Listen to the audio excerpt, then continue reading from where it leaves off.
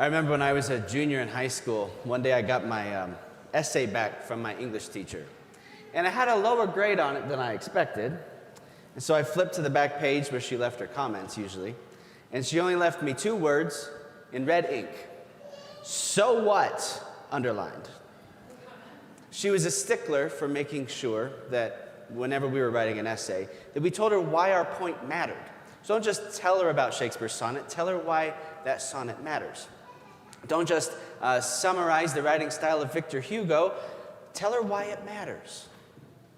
You know, today we're remembering a very familiar story, and it's good for us to remember why it matters. So what Jesus was born? Why is that so important? You know, a few years ago I met a guy who told me that he only went to church once a year on Christmas, and he stopped doing that years ago because he got real tired of the fact that all we did was talk about the same old story. Well, unfortunately, I'm guessing that he never understood why the story mattered. If we don't understand why the story of Christmas matters, then it's never going to matter to us. So it's good for us to maybe dig a little bit. Why is the birth of this child mean so much to us? I think probably Christianity's probably summary statement would just say, the birth of Jesus matters because this is God becoming man to rescue us. It's as simple as that. He's come to rescue us from sin and death and to change our lives. There's been a TV show for the last couple of years on the life of Jesus called The Chosen. Normally, I hate Jesus movies and TV shows because they're cheesy, they're poorly acted, they're poorly funded. I just never like any of them for the most part. But The Chosen has been different. I've been really impressed with The Chosen. And in that first episode, we get a little bit of the story of Mary Magdalene. Mary Magdalene, remember, had been possessed by several demons. And Jesus delivered her from those demons. And in this episode, at one point, another character stops her in the street and says, and he's just surprised. He remembers when she was possessed by demons and she looks so different now. So he stops her and asks, "What happened? How are you different?" And she says, "All I know is I was one way and now I'm completely different. And the thing that happened in the middle was him. The thing that happened in the middle was Jesus. He changed her life." Practically everybody who's in heaven now can say that same story, that Jesus changed their life. There's a lot of people in this church who could tell that same story probably. Jesus changed their life. I got a great story of a Catholic saint that his life was really turned upside down, changed radically by the Lord. His name is Matt Talbot. He's not yet the top-level saint. He's called a venerable. His name is Matt Talbot. Matt Talbot was an Irishman living in the 1850s. And he was born into a large family. He was the second of 12 kids. And his father was abusive and an alcoholic. And because of the instability of his family life, Matt didn't go to school that much, and he dropped out at a really young age. I'm guessing like 5th grade, 6th grade, somewhere in there.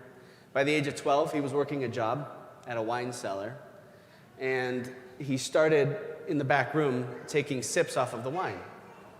And pretty quickly, he started to develop a taste for it and a desire for it.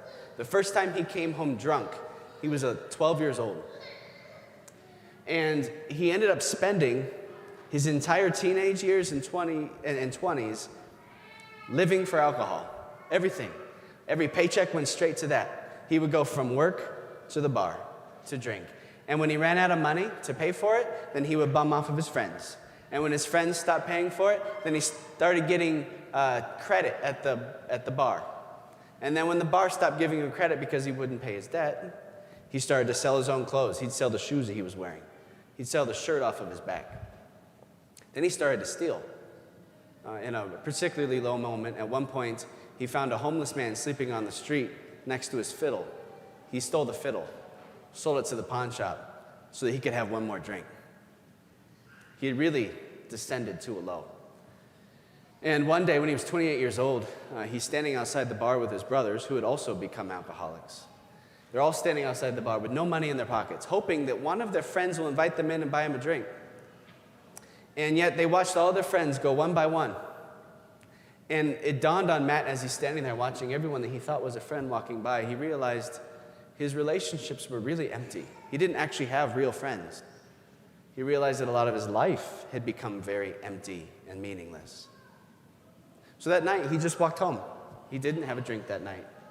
And the next morning, he went to the church. And he went to talk to the priest, because back then in Ireland at least, if you wanted to overcome an addiction to alcohol, one thing you would do is you go to the priest and you make a pledge.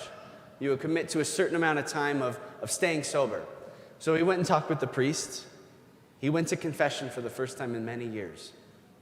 He made his pledge for 3 months that he was going to strive to be sober. And he begged Jesus to help him with that. The next day, he got up and went to 5 a.m. daily mass at his church. I don't even get up for 5 a.m. daily mass here. He got up for 5 a.m. daily mass. Then he was at work by 6.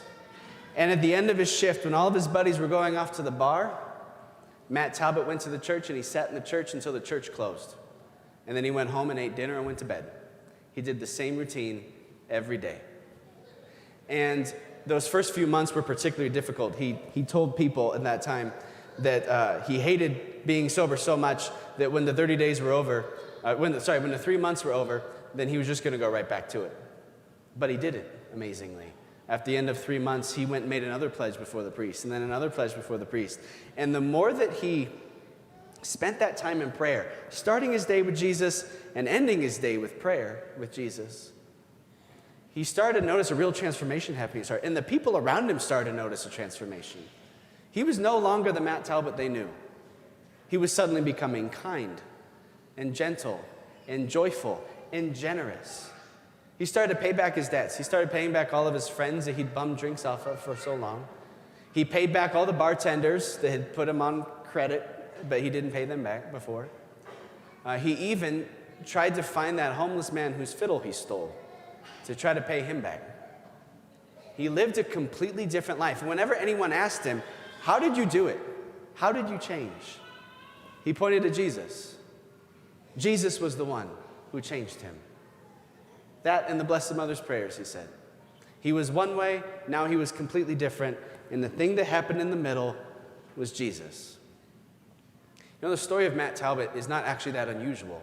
That's the story of practically any saint you could name. That's the story of many of us in this church. It might not have been addiction, it might have been sin in some other way, it may have been brokenness in our life, but the Lord has come into the lives of so many people to change them. That is the story of what Jesus does. And maybe you're sitting in this church not so much feeling that Christmas joy right now. Maybe you're not feeling the Christmas spirit. That's okay. Maybe you're feeling down because just something going on in your family life, something going on at work. Maybe you've lost a loved one this year, making Christmas really hard for you. Maybe you're sitting here tonight feeling angry because you just had a fight with somebody the other day. Or maybe you're angry about just the state of the world and politics and the pandemic and whatever. Maybe you're feeling stuck in sin, stuck in addiction, stuck in circumstances in your life that you don't have any control over. Maybe you just feel lonely. If any of that describes you, you're actually in a good place to meet Jesus this Christmas. Because with Christmas, Jesus enters into where we are. He meets us where we are. That's why God became a baby, to meet us in our humanity. He meets us where we are so that we don't have to stay where we are. He comes to lift us out of that. He comes to bring the light into the midst of our darkness. There's a prayer that every deacon and priest says at Mass. It's always silent. You'll never hear it usually.